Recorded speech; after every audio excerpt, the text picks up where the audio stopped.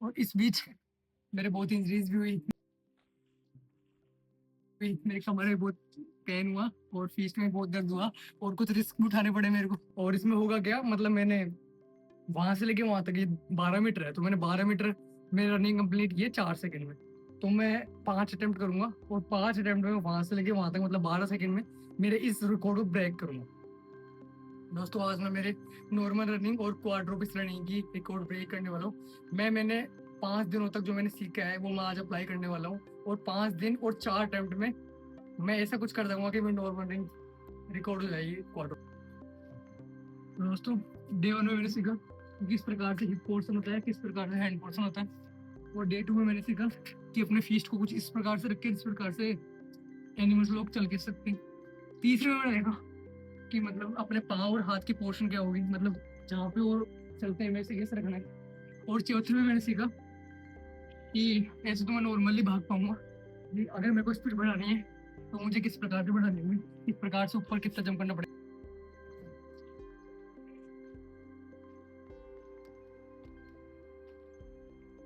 मैंने डे 1 में जो सीखा वो मैं आपको बताने वाला हूँ। तो मैं डे 1 में गलती क्या कर रहा था कि जो मेरे जो हिप का जो पोस्चर है ना वो ऊपर था, और जब एनिमल चलते हैं ना तो ये इस ऊपर नहीं रखते इसको, वो इसको कुछ इस प्रकार से रखते हैं, मतलब पूरा फ्लैट ऐसे 90 डिग्री में भी नहीं, लेकिन थोड़ा ऊपर 110 के आसपास, तो ऐसे रखते हैं। तो मेरे को ये फर्स्ट डे समझ आएगी ऐसे चलना है। हाँ? तो दोस्तों ये है जो मैंने डे 2 की प्रैक्टिस में सीखा। तो इसमें मैं क्या सही करवा रहा था, हिप तो मेरे जिस प्रकार से एनिमल्स के होते हैं उस प्रकार से थे, लेकिन मैं क्या गलती कर रहा था, मेरे हाथ पाँव के पोस्चर सही नहीं थे। तो उसमें होता क्या है, आप ये चीज कोई भी कुत्ते बिल्ली या फिर हॉर्स को देख सकते हैं, वो क्या करते हैं, वो चलते हैं ना तो उन्हीं के जस्ट पीछे की साइड उनका दूसरा पीछे वाला पाँव होता है, उसके पीछे वो आता है, फिर वो ऐसे चलते हैं, भागते हुए किसी प्रकार से। तो डे 2 में मैंने ये सीखा। तो दोस्तों डे 3 में मैंने क्या सीखा कि मतलब कई जानवर होते हैं वो कुछ तो इस प्रकार से चलते हैं यहाँ पे, और कुछ चलते हैं इस प्रकार से, और कुछ चलते हैं इस प्रकार से। तो मेरे को जो सुटेबल लगा ना मैं उस प्रकार से लगा, क्योंकि जब मैं इस प्रकार से चल पा रहा था तो भाई साहब नीचे बहुत पेन हो रहा था, और जब ऐसे चल रहा था तो भाई साहब चला ही नहीं जा रहा था, नाकू टूटने का डर था। तो मैं सिंपल नॉर्मली जैसे अपने मंकी होते हैं वो इस प्रकार से चलते हैं, पीछे से रखे। तो दोस्तों डे 4 में मैंने सीखा कि अपन बांदरों की तरह दीवार पे चलते हैं। तो किस प्रकार से होता है, जब वो ग्राउंड में चलते हैं ना तो उनके हाथ पाँव ब्रॉड होते हैं, और जब इसे चलते हैं ना तो सटा के रखते हैं हम। दोस्तों कुछ इस प्रकार से चलते हैं।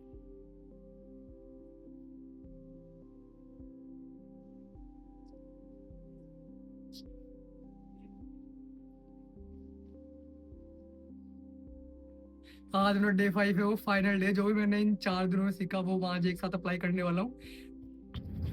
तो दोस्तों ये जो मैं आपको बताने वाला हूँ, मैंने डे 5 तक मैंने क्वाड्रोबिक्स सीखी है, ये डे 1 है। तो इसमें जो मैंने सीखा है कि मतलब हिप का पोर्शन और हाथों का पोर्शन कैसे रखा जाए वो मैंने सीखा है, वो आपको।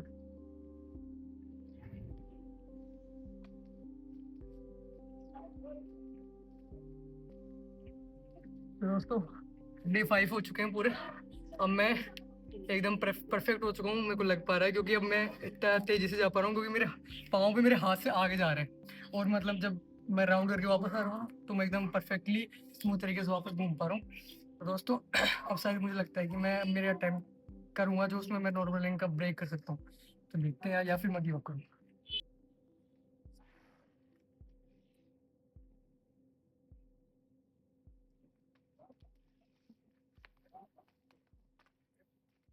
दोस्तों अटेम्प्ट 1 मेरा पीछे रह गया, लेकिन अटेम्प्ट 2 है, और मेरी पूरी 4 दिन की मेहनत इसमें लगा दी।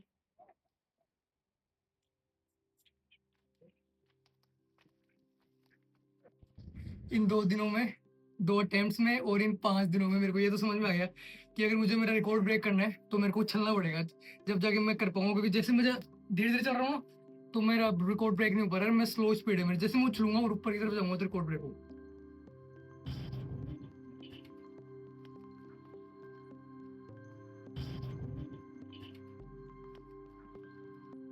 तो दोस्तों आखिरकार मैंने 4th अटेम्प्ट में मेरी नॉर्मल रनिंग बीट कर दी।